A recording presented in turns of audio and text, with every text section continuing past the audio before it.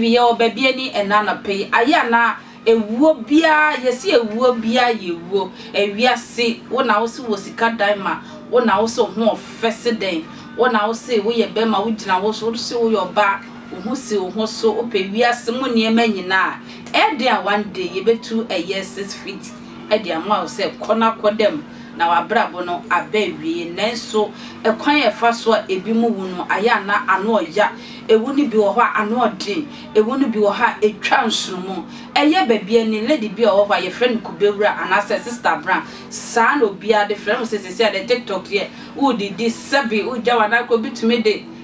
phone to so no record o ye se ye better TikTok ni ade na se wo di amango anwumre bi wanya amango bi a wo di kafu na ni nua atwefo die se ne so te se nije mu anisa na odi amango ni wem so odi ne mroso odi ne dodo mango nso de wodi ne bebre na se wo yam nya din se mi amsi he ya be fa wo yam sesi a enti sister bra na se kubewura wodi wie na te se wo fa mfitire baabi akọ ne yam kan wo fa mfitire baabi akoye ne ho yie kakra yesi fofi antoata wo ba kwan ma ka bia tipa tracker otim se elodundua pa na memetimi se aya attract for no mo kolodundua na enema ye disoso ndua nim ni ade no aya na eha otimi shebe otim se ndua na yesi esheki sister bna endue ebu agunu so na se ehwie agunu so ama meka se ne nipadua na se ne body ne ye di the friends shovel ene esesa me enko baabi animra what me enko baabi animra kopiemu ewo Old Town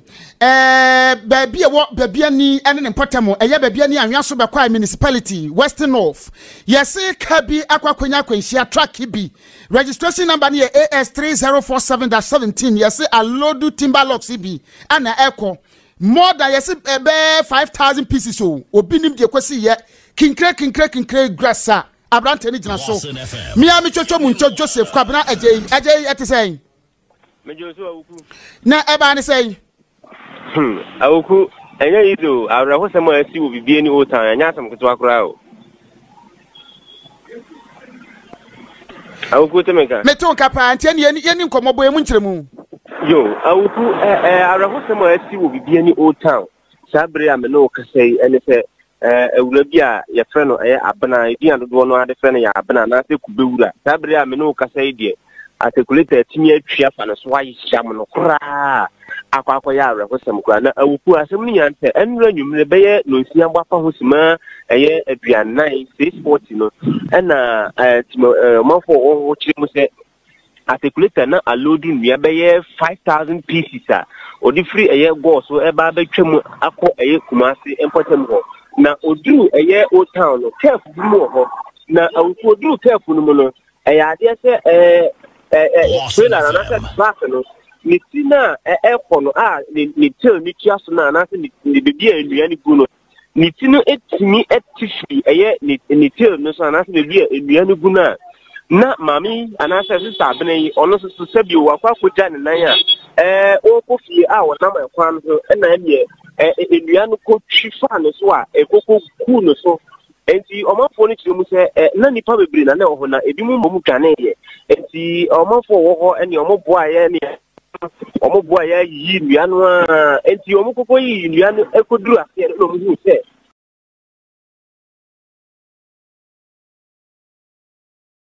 tine de abra omuji na ni tine atie firi so a omahu ni tine enro anajo no ena afi nsusu ne yemu ne niema no eno nsusu na nya de so omuhu ne enro anajo no enti omuji emu no de aka no de kopie mu bibie ni mortuary anopai ena me no kasei omatimi ahu ni tinu a ene na nsoro no de ka na omadi no so de agu sebi quality mu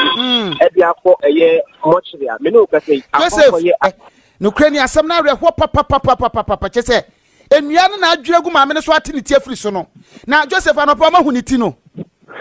awuku ti se na meka no enwa na adwono de anya de se ditiri omu hu ye enitini titiri so enti anopai na nitini omu timi hu ye na emom ni yemu nyama ne ne honam akwa ne bi de sebi shovel na omode sesa ya omode gu toilet mu a omode akọ mortuary a akọ ya ara ho se me no ka se ya de se mi gina mi bi enua ne hwe gu ye pote ya enua ne da so gu ho a enya de se omanfo no atimi aba be sese free ho enti oku akoya areho sempa Joseph ne krakra mu no de di ka me hwe video bi ma hu se maame bi te ho a wodi na mango acheso de agu ade ma wodi na mango abena no no ana sa pepepe abena no won na tuntum broni na me hu se mo de savu bi tutu fom ho ne yam ne ne na mo antimi asese ni na no mo tutu ho ade agu ana se de na asie ana enwa wobra ka ntimi twifa no so no de na mdi ka se ne yam ne ma ne ni tinin na yi ya enka o mutu se bi e bi ko mo chire anopai e no mutu hu ye nti savu no mo de tsa no na chese ne hu na makwa no de aka no e no mo de savu no bi e tsa kom ho se de be ya o mbi ya ni na na o mo de akọ e mo chire na busiafo mi akọpe de di afra no me da se pa nyame hira Joseph enu nti sawo ahobo bi ya wo na why nti because sister abne ya na se kubewre wonim pa se wo fa kwan hu na se sa asem we betuna